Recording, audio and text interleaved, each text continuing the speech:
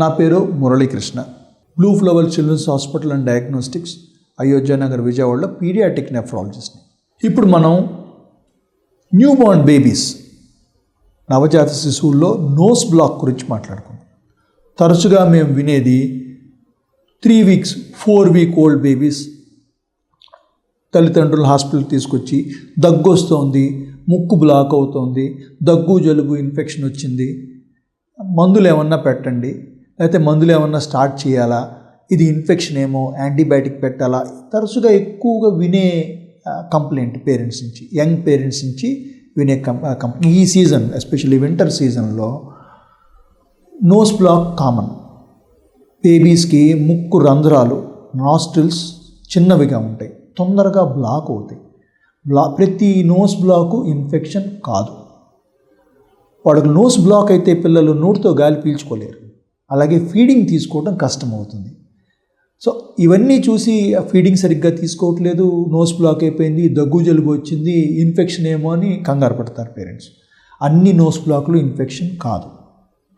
So ఆ ఇబ్బందుల్ని మనం దాటడానికి యాంటీబయాటిక్స్ కానీ, దగ్గు జలుబుకి పిల్లల్లో వాడే మందులు కానీ వాడాల్సిన అవసరం లేదు. ఆ మందులు వాడటం వల్ల లాభం లేదు, సైడ్ ఎఫెక్ట్లు ఎక్కువ. సో పసిపిల్లల్లో less than 6 months వీలైనంత వరకు మందులు, కెమికల్స్ తక్కువ వాడటం మంచిది.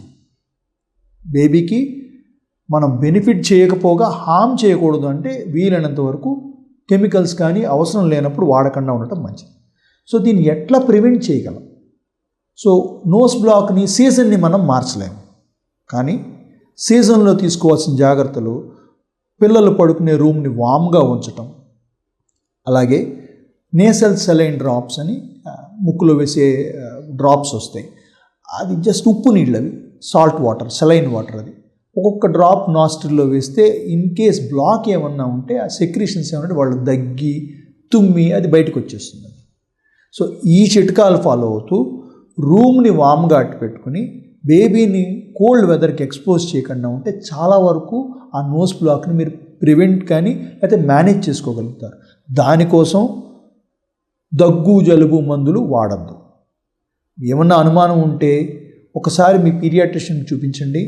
ఒకసారి వాళ్ళు ఫిజికల్గా బేబీస్కి చెస్ట్ విని చెస్ట్ ఎలా ఉంది, లంగ్స్ ఎలా ఉన్నాయి, ఇవన్నీ ఎగ్జామిన్ చేసి ఇవన్నీ నార్మల్గా ఉన్నాయంటే ఈ సింపుల్ మేనేజ్మెంట్, సింపుల్ చిట్కాలతో ఈ సీజన్లో మీరు ఈజీగా ఇంట్లో మేనేజ్ చేసుకోవచ్చు.